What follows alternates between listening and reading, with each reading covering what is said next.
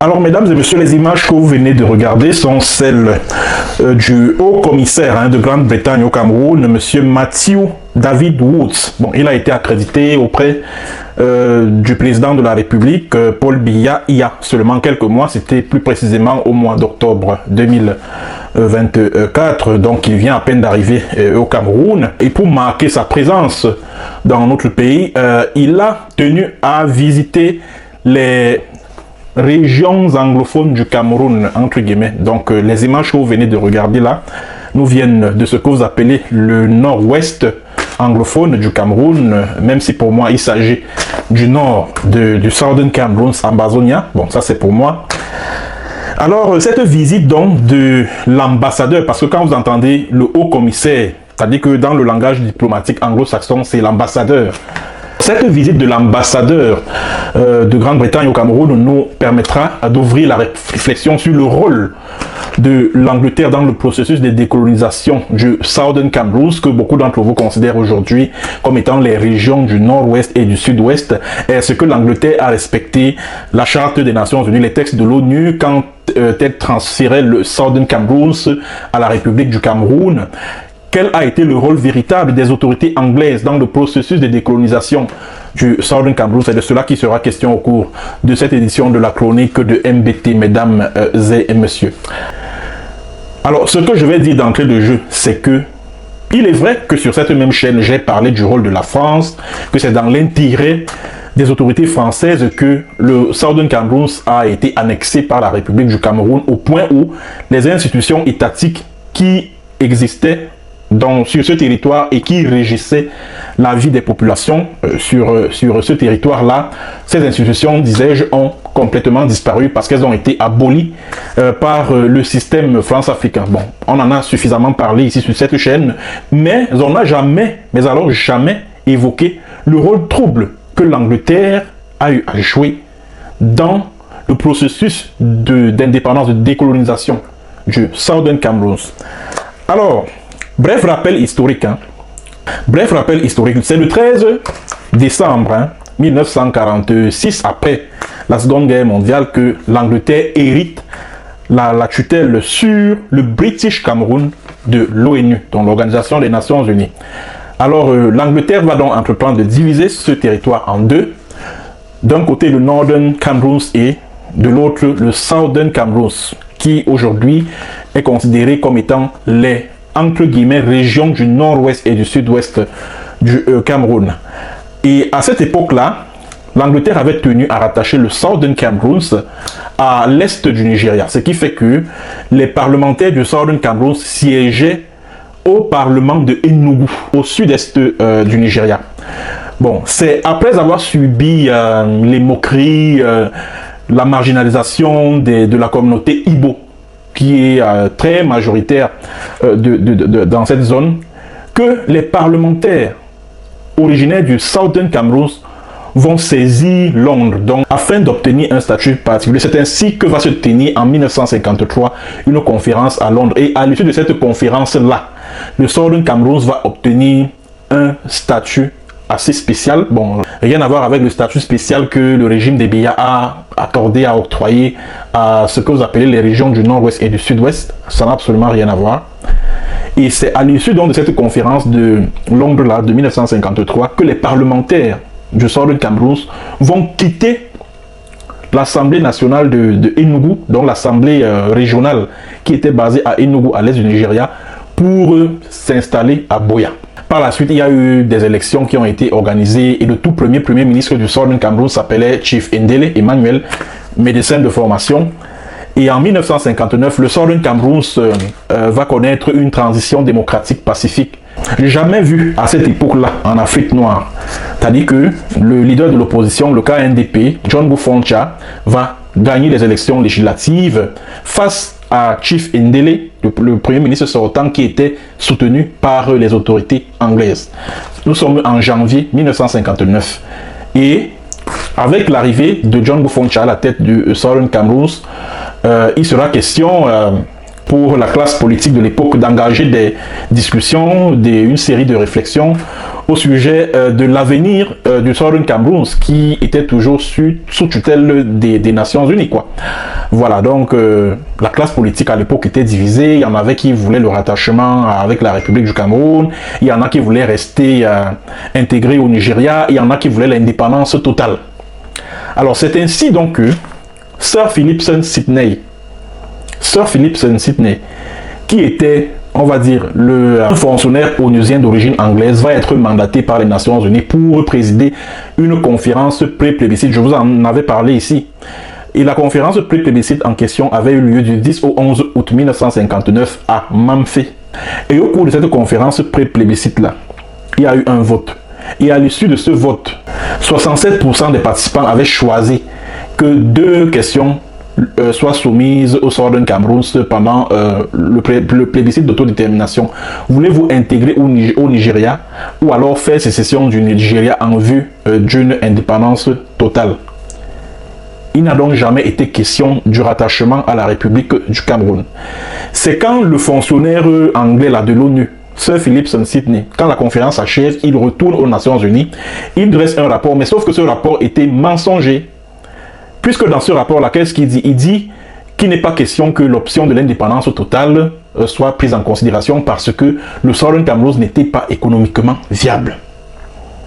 Voilà donc comment le Conseil de tutelle de l'ONU a écarté l'option de l'indépendance totale pour la remplacer par le rattachement à la République du Cameroun, ce qui est une violation de la Charte des Nations Unies, puisque je crois l'article 76 alinéa B, si je ne me trompe pas, disait que le but de la tutelle, c'est de conduire les territoires encore sous tutelle vers l'indépendance ou alors vers une autonomie interne compte tenu des aspirations des populations qui y vivent.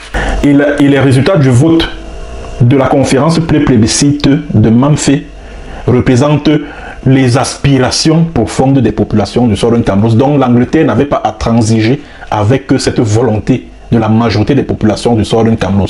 Voilà déjà en quoi Londres, en quoi l'Angleterre doit être tenue pour responsable de ce qui arrive aux populations, au peuple du Southern Cameroun. Voilà en quoi l'Angleterre doit être tenue pour responsable de cette situation d'annexion, de cette situation de recolonisation que vit le Southern Cameroun depuis le 1er octobre 1961. Alors l'option de l'indépendance a donc été écartée au niveau de l'Assemblée générale des Nations Unies, qui a voté une résolution, je crois que c'était en octobre 1959. Et cette résolution portait sur la date de la tenue du plébiscite d'autodétermination.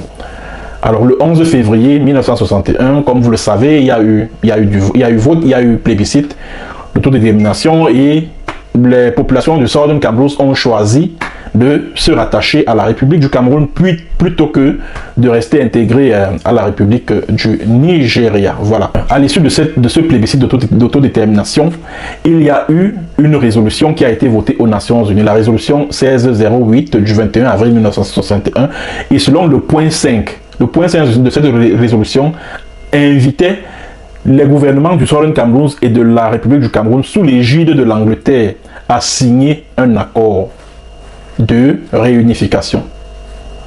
Cet accord n'a jamais été signé. Cet accord n'a jamais été signé. En lieu et place de l'accord en question, c'est du projet de révision de la Constitution du 4 mars 1960, qui était déjà appliqué en République du Cameroun, mais non opposable au Southern Cameroun. C'est du débat sur cette révision constitutionnelle qu'il était question à Fumban, lors de la conférence de Fumban du 17 au 22 juillet 1961. C'est de ça qu'il était question là-bas. Voilà déjà un deuxième point sur la base duquel l'Angleterre doit être tenue pour responsable de la situation d'annexion que vit le Southern Cameroun depuis des décennies aujourd'hui. L'Angleterre n'a pas respecté la résolution 1608 du 21 avril 1961 puisqu'elle n'était pas représentée à la conférence de Fumban. Elle n'était pas représentée, donc elle avait déjà abandonné le Southern Cameroun entre les mains de la République du Cameroun, de la France. Parce que, je tiens à préciser ici que le général de Gaulle avait déclaré que le Southern Cameroun lui a été offert par la reine d'Angleterre comme un cadeau. Donc, Charles de Gaulle considérait le Southern Cameroun comme un cadeau de la reine d'Angleterre. Est-ce que vous le savez? Est-ce que vous étiez au courant de ça? Vous n'étiez pas au courant de ça? Vous n'étiez pas au courant de ça? Et à partir du 1er octobre 1961, Londres s'est dessaisi du dossier Southern Cameroun, s'est désengagé de tout ce qui concerne le Southern Cameroun. Justement parce que ce territoire-là, l'Angleterre l'avait cédé à la France. Aussi simple que ça. Bon, c'est vrai que certains auteurs ont parlé des accords secrets entre les deux pays, etc., etc. Bon, ça aussi, c'est pas à exclure, hein.